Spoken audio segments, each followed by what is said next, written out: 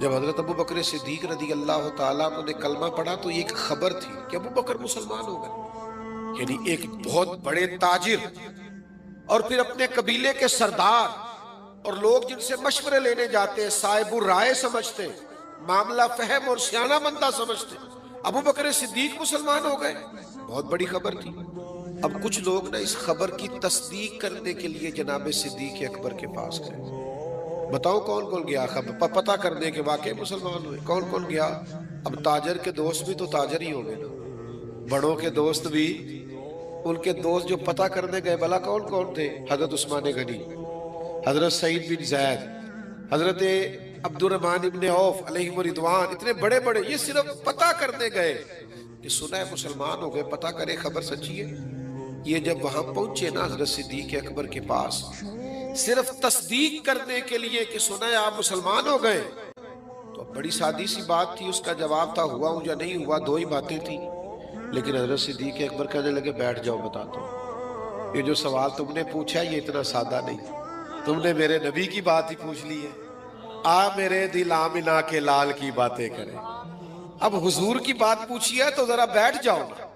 حضرت صدیق اکبر نے انہیں بٹھا لیا۔ علامہ اسماعیل حقی علیہ رحمہ نے لکھا ہے اس ذوق سے جناب صدیق اکبر نے نبی پاک کی بات کی، کبھی حضور کے اخلاق عالیہ کی بات کی، کبھی میٹھے بولوں کی بات کی، کبھی معاف کرنے کے جذبے کی بات کی، کبھی عطا کرنے کی بات کی، کبھی نواز دینے کی بات کی، کبھی قریب کے کرم کرنے کی بات کی، اس ذوق سے بات کی کہ وہ جو صرف پتہ کرنے آئے تھے نا مسلمان ہوئے ہیں کہ نہیں، وہ کہنے لگے ہمیں بھی لے چلو، ہم سب نے بھی کلمہ پڑھنا، ہم بھی چلیں گے۔ سودا لینے کے لیے بازار گئے ہم، اور ہاتھ اس کے بکے جس کے خریدار گئے ہم۔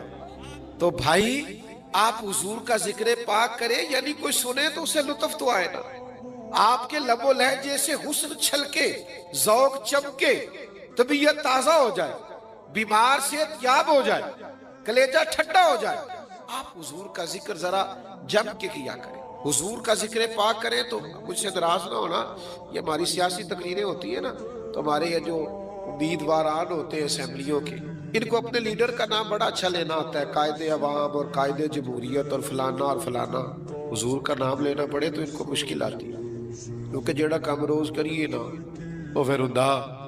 تو میں کہتا ہوں میری جماعت میں آنا، کسی بزرگ کے پاس بھی بیٹھ، یہ نعت اسے بھی آتی ہوگی، مل جاون یار دیاں گلیاں اسا ساری خدائی کی کر دی، اتنا تو ذوق اس کا بھی ہوگا کہ تیرا کھاواں تے تیرے گیت گاواں یا رسول اللہ صلی اللہ تعالی علیہ وسلم نے فرمایا جو بلا وجہ اپنے آپ کو ذلت والی جگہ پر پیش کرے وہ ہم میں سے نہیں ہے۔ یہ بھی یاد رکھیے گا کہ شرافت اور بزدلی میں بھی فرق ہوتا ہے، ملنسار اور ہوتا ہے لیکن اپنے آپ کو رسوا کر دینے والا اور ہوتا ہے۔ آپ درگزر کریں 100 دفعہ کریں لیکن تکبر کرنے والے کے سامنے ڈٹ کے رہنا یہی عاجزی ہے۔ نوجوان نے آ کے حضور کی بارگاہ عالی مرتبت میں عرض کیا تھا یا رسول اللہ غریب ہوں کچھ دیجئے، تو حضور فرمانے لگے تیرے پاس کچھ بھی نہیں؟ اس نے کہا ایک پیالہ ہے میرے پاس گھر میں اور ایک کمبل ہے۔ اتنا غریب بندہ ہے کوئی محفل میں جس کے گھر میں ایک ہی پیالہ ہو، ایک ہی کمبل ہو؟ کوئی بھی نہیں اتنے بڑے مجمع میں۔ لیکن اگر کوئی ہماری غریبی کا رونا پوچھے تو میرا خیال ہے ہر تیسرا بندہ دوسرا بندہ غریب ہے اور بڑا ہی غریب ہے۔ ایک پیالہ ایک کمبل، کریم نے فرمایا لے کے آؤ، وہ لائے تو محبوب فرمانے لگے کون خریدے گا؟ ایک نے کہا 1 دینار، ایک نے کہا 2 دینار۔ محبوب نے بولی لگوا دی، 2 دینار کا بیچ دیا، فرمایا جا 1 دینار کی روٹی لے جا۔ یہ نوجوانوں کو فکر دی کہ وہ انویسٹمنٹ میں تم نے ذات سے اپنے گھر سے لینی ہے، وہ 10-15 ہزار کا ٹھیلا بھی کسی سے نہیں کہنا تو لگا کے دے، 1 دینار کا کھانا لے جاؤ، 1 دینار کا کلاڑا خرید کے لاؤ۔ صحابہ فرماتے ہیں وہ کلاڑا لایا، پر نصیب دیکھو اس کلاڑے میں دستہ نبی کریم نے اپنے دستے مبارک سے لگایا۔ فرمایا جا جنگل میں جا کے لکڑیاں کاٹ اور بیچ، کھا بھی اور کھلا بھی، 10 دن مجھے نظر نہ آنا۔ یارو یہ کیا بات ہوئی؟ مایوس رہنا، کمزور رہنا، فلانے نے میرے ساتھ تعاون نہیں کیا تو میں پیچھے رہ گیا، فلانے نے ہاتھ نہیں پکڑا، تو اپنی دنیا آپ پیدا کر، اگر زندوں میں خود جدوجہد کر، میدان میں اتر، ہمت کر۔ امت کے جوان فائلیں لیے دفتروں کے چکر لگاتے، اور اپنی بغل میں کاغذات لیے امبیسیوں کے پھیرے کاٹتے کہ مجھے ملک سے باہر جانا ہے. کیا طریقہ ہے؟ یہاں رہ کے بھی محنت ہو سکتی ہے. اپنی مٹی پہ چلنے کا سلیقہ سیکھو. سنگ مرمر پہ چلو گے تو پھسل جاؤ گے. ایک پیشہ برا ہے میرے بھائیوں، ایک پیشہ، وہ ہے کسی کے آگے ہاتھ پھیلانا.